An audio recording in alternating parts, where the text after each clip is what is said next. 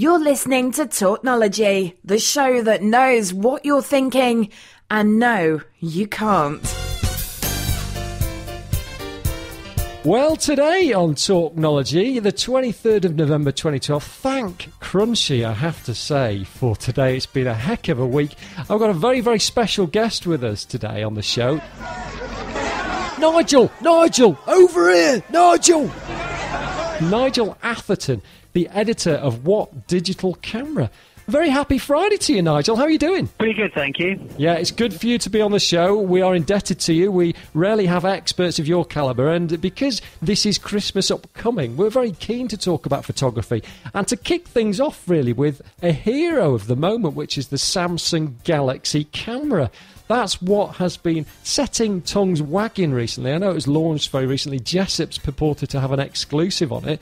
Looks great, but you've had your hands on it. You went to a launch a while back in Germany, so you're better than most on this.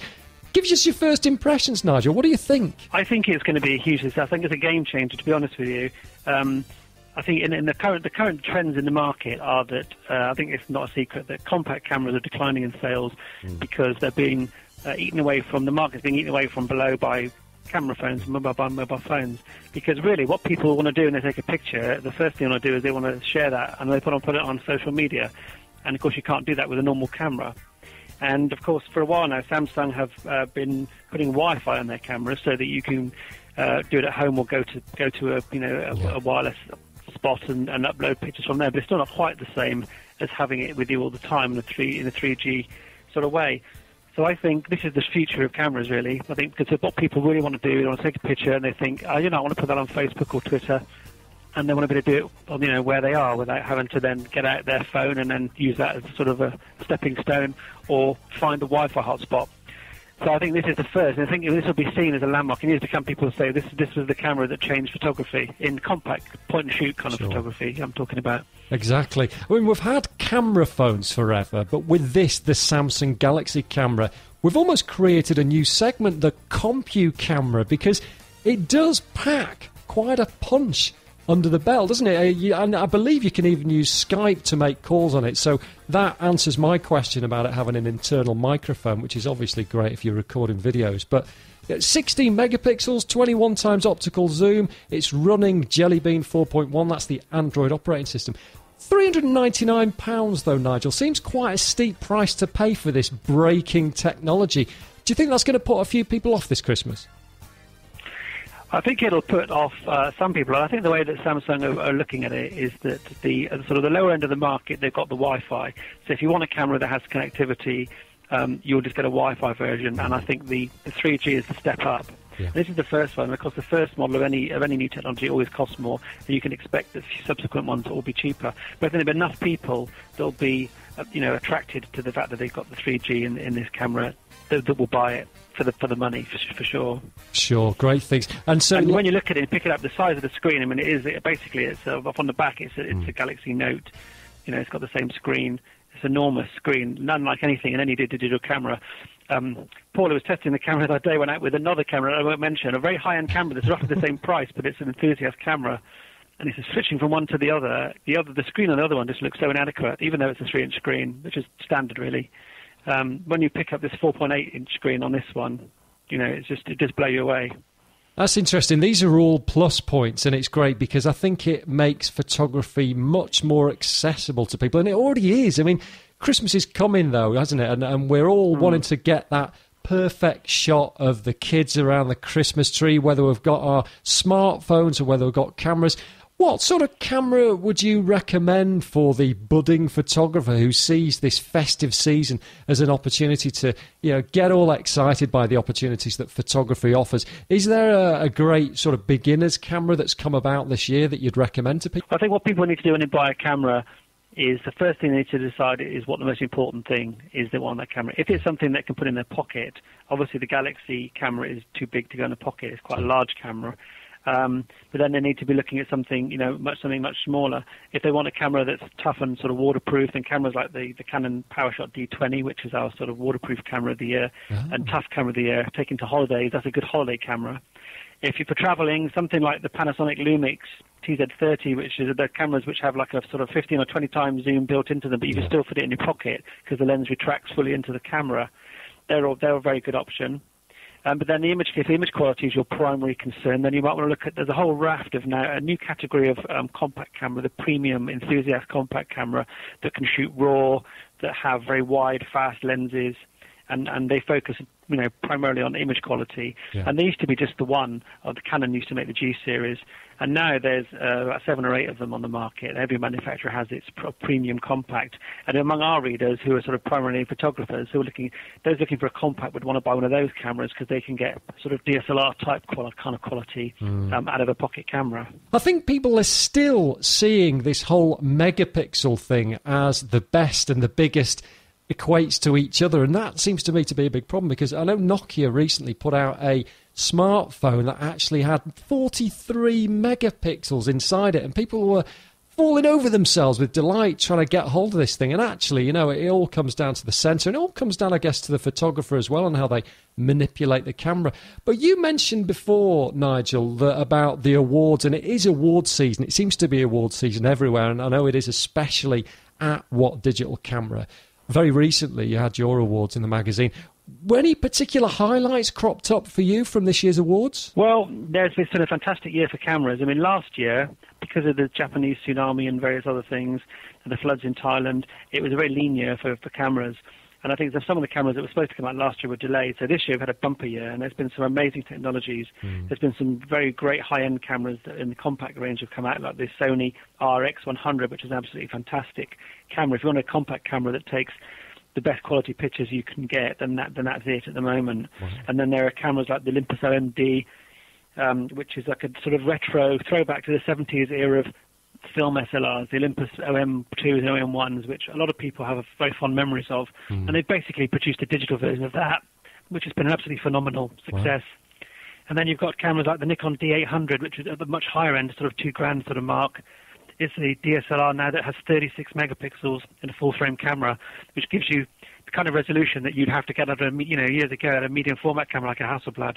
And you can now get that sort of kind of quality is now approaching the sort of DSLR market. There's something for all budgets and all pockets, clearly. And you mentioned before about the Samsung Galaxy camera. It's going through the review process, or maybe already has finished that with Phil Hall, your incredible reviewer. In fact, just a few days ago at whatdigitalcamera.com, I checked out Phil's review of the Canon EOS M, which looks like a phenomenal product. But more importantly than that, you show through your website, and especially in the magazine, just how important it is to have expertise on board and how keen your readers are to consume that information. And I think that's what I love best about your magazine, is that you know that you're going to get authority, that you know that you're going to get a fabulous grounding in most, if not all, of the leading cameras that are out there. And I think that's why you make a great subscription for the coming Christmas. So I shall be putting you in the gift-giving guide, Nigel. I assure you of that.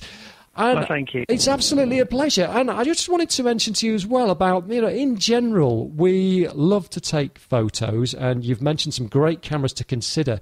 Do you have any specific tips, or has anything come out in the magazine recently where you've said to people, listen, we've seen some great photos, but amateurs generally make similar mistakes, and here's how to correct them and do things a little bit better. Have you got any words of wisdom to share with us amateurs today? Sort of over the Christmas period, when people take a lot of indoor shots of family and friends and things, I think one of the worst things is the way that flash is misused on a camera. Flash is generally, pictures taken with flash are not very good, usually. What happens is you get washed out faces and deep black backgrounds where there was something interesting.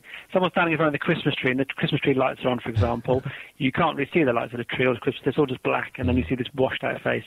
And I think that's flash on cameras is very crude and not very good. And there are ways to try and overcome that problem and try and get better flash pictures. The thing I would recommend doing is, first of all, is to raise the ISO on the camera to a much higher setting.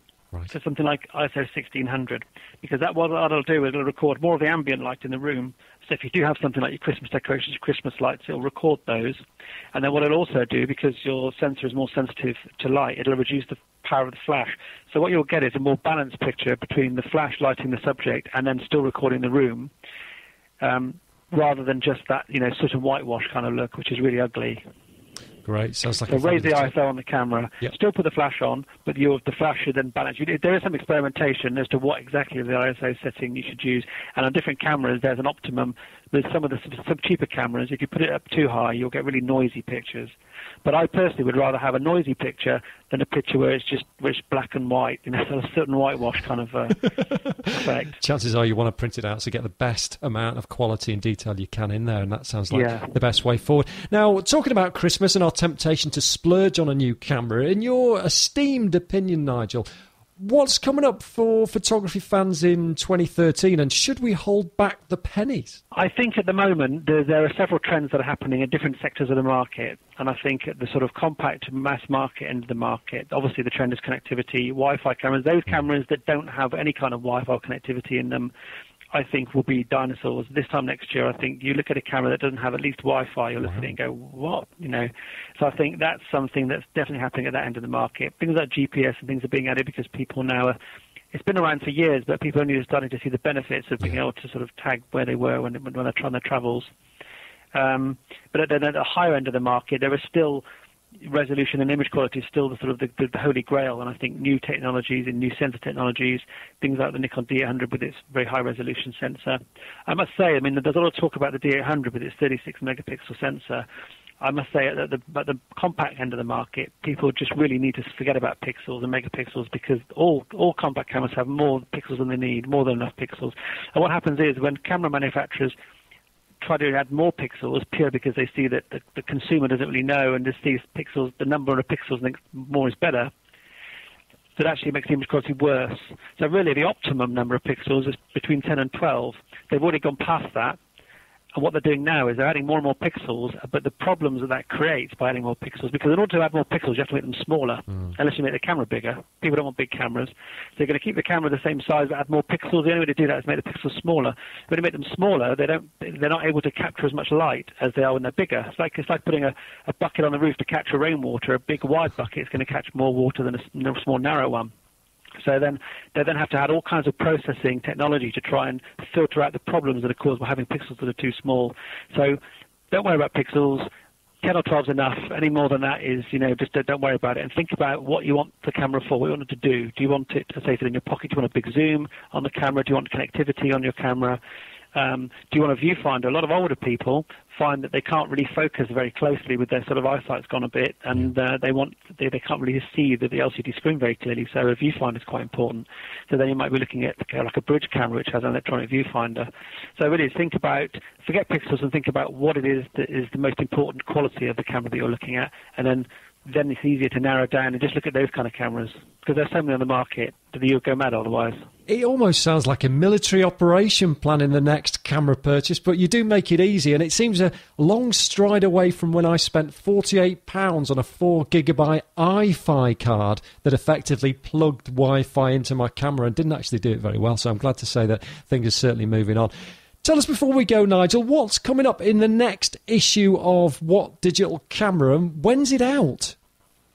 The next issue of What Digital Camera is out on the 21st of December, and we think it's going to be a world first. There's a full review of the Sony RX1, which is probably the world's most expensive compact camera. It's the world's first full-frame compact camera and the world's smallest full-frame camera. It's about $2,500, and it's a compact camera, but the quality is out of this world, and it's a prestigious camera. Even though it's very expensive, I'm pretty sure it's going to sell out everything they can make. They'll sell. Nigel Atherton is the editor of What Digital Camera, which is available at all good newsagents or by subscription and at whatdigitalcamera.com. Thanks, Nigel, for all your time today. It's been fun. No problem. Thank you.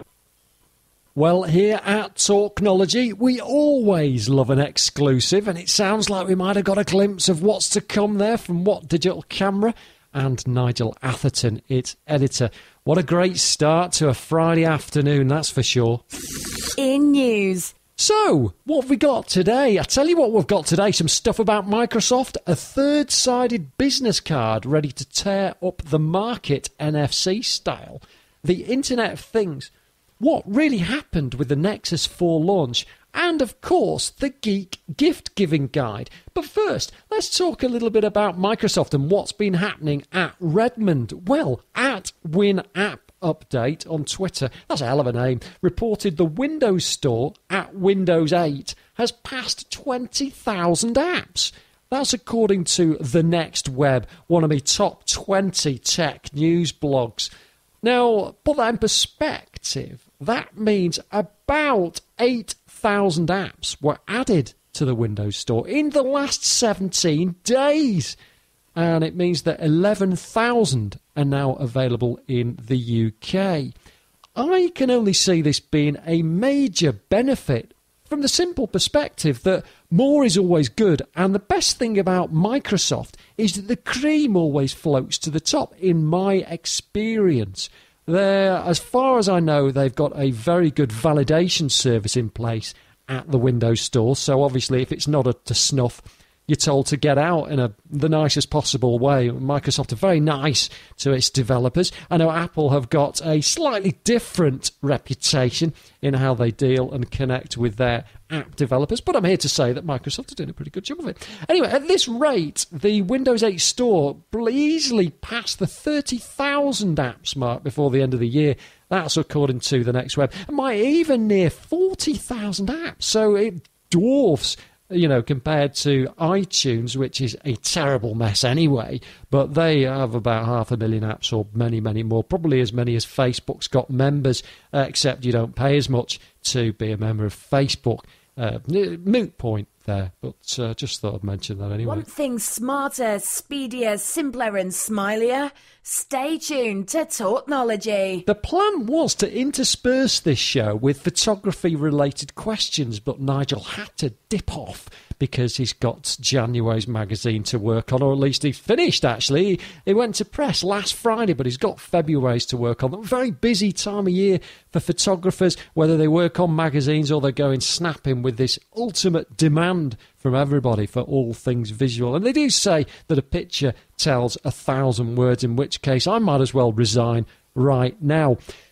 Microsoft, then. We've already talked about its apps. How about glasses with augmented reality baked in? Yes, that's right. Might start sounding a bit familiar because you might have seen that fabulous video that Google did at its developer conference, something IDO or DIO or something, I can't remember, where there was a bunch of kids who were skydiving with these glasses on so you could see them falling out of the planes, and then they passed this mysterious package onto some BMX riders who, guess what, had these Google Glass prototypes on. They did wheelies and 360s and 720s. And literally disappeared into thin air. But all you could see were these glasses. It was amazing. Anyway, Microsoft has filed patents for these in-glass displays that look a little bit similar, but not exactly the same to the Google ones. And it's funny, with all this Samsung and Apple bickering, you've touched my screen and I'll touch yours and all that. I'm sure it's not going to transpire here, but interesting. And one of the questions was, do you think these sort of glasses will take off with the mainstream? I don't know. I think not. I can't see a lot of people except for the likes of maybe Piers Morgan, Jonathan Ross, and not forgetting the aforementioned Stephen Fry. And I say aforementioned because we did a review of Stephen Fry, Gadget Man, and it wasn't exactly scathing or scurrilous.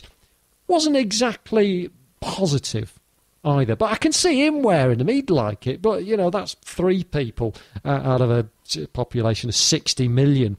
Maybe it's not going to work on that base. Who knows? I can't tell you. We'll just have to wait and see.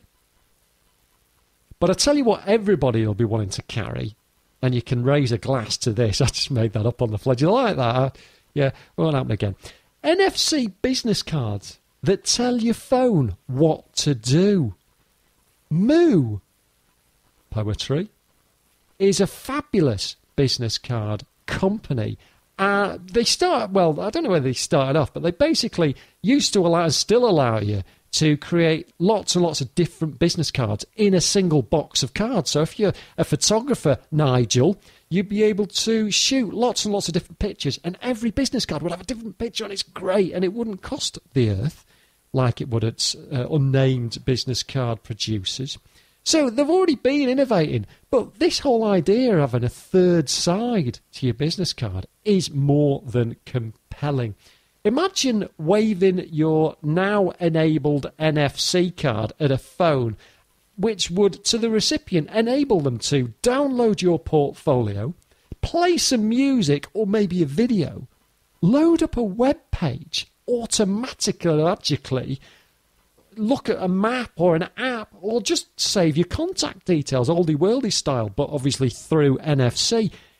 Blows my mind. I can't get out. I'm excitable at the best of times, and this is the best of times because I can see this working really, really well with Talknology. Imagine, for example, if I was able to have somebody download a very brief show reel, and it would have to be a very brief show reel if it was the best bit of Talknology, so that you get a flavour of what it is that we do here at Talknology. So it'd be amazing. I would love that. Very excited about it. You can go over to uk.moo.com/NFC to get over there and register your interest, and they will then let you know, because they are a business. They're not going to hold back and forever. They're obviously just working on it right now. I wonder how thick these cards would have to be, although I don't suppose they need to be thick, do they? Because NFC is, by its very nature, not thick. Interesting. Talknology, here to make tech work for you. News coming up on the Internet of Things.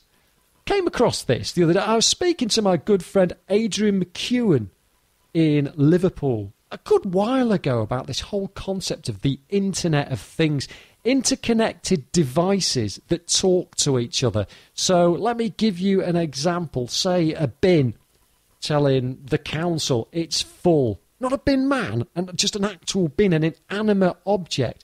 Tell the council it's full.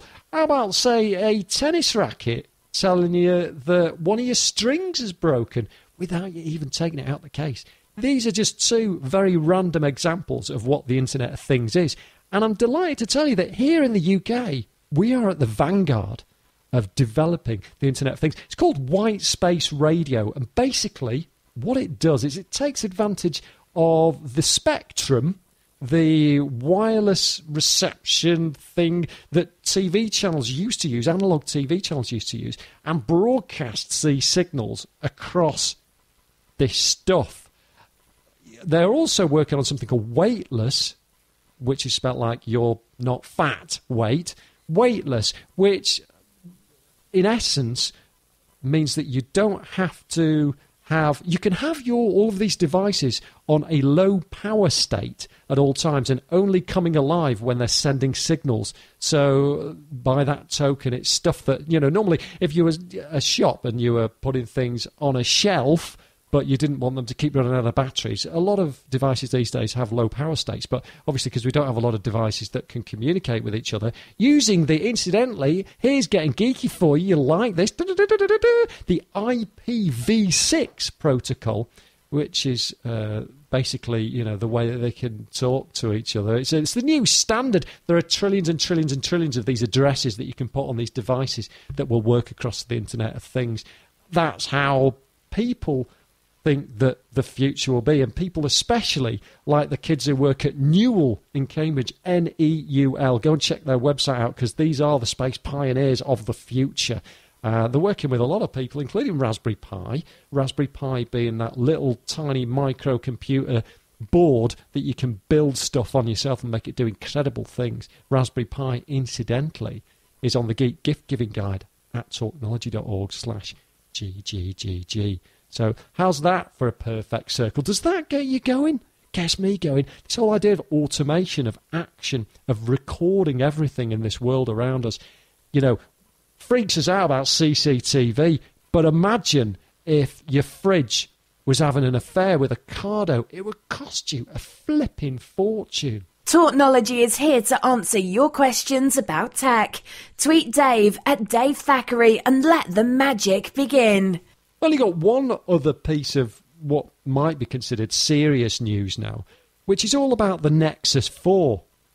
I've got a bit of a bee in my bonnet about Google, and I wasn't afraid to show it today at talknology.org. The second lead, because I imagine this will be the lead for a while, at least until Monday, because this is the last show of the week. So excited for you. You get to have the weekend off and not have to have me coming in your ears. What a terrible travesty that'd be if I came in on a Saturday, for example. I wanted to talk about the Nexus 4 because it just... November the 13th came. Very excited. That was a Tuesday, 8 days after Bonfire Night. Very, very excited I sprung out of bed, I ran to my computer, I tripped over a cat. I haven't even got a cat.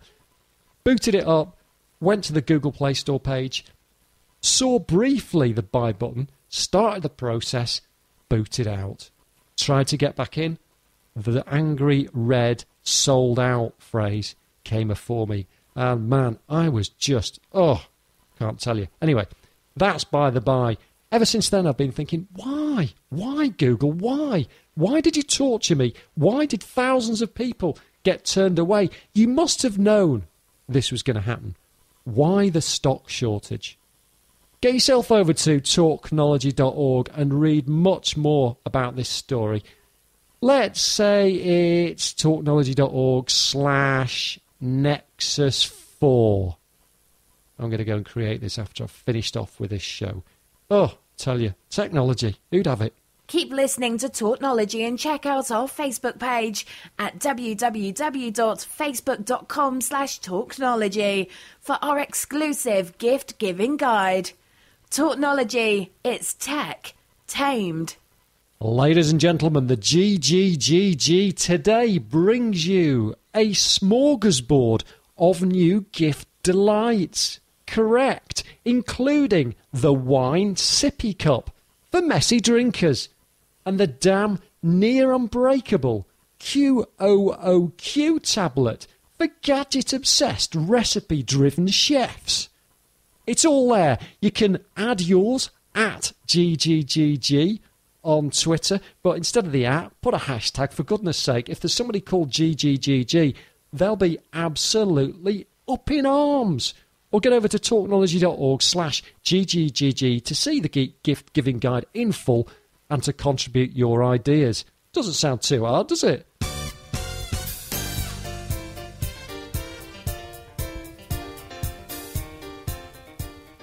Special thanks once again to Nigel Atherton, editor of What Digital Camera, which is available everywhere you see the magazine. And thank you for listening to today's show. I could have told you about Nintendo Wii U's launch lineup for a week today, the 30th of November. But I'm going to save that for you. Going to put that in the show notes. I'm also going to tell you where you can get thousands of free books for your Kindle from Amazon. It's all here on talknology.org. Get in touch with us if you wouldn't mind. I'll tell you how. If you just bear with me a second, more will be coming. You've been listening to Talknology with Dave Thackeray. We'd love to hear what you think about the show. So drop us an email at dave@talknology.org or get over to our Facebook page at facebook.com/talknology. That just about sums it up. Hope you've had a good time with us today, and whatever you do, have a flipping magical, special, spectacular and very technological weekend. And for goodness sake, enjoy your bits and bytes.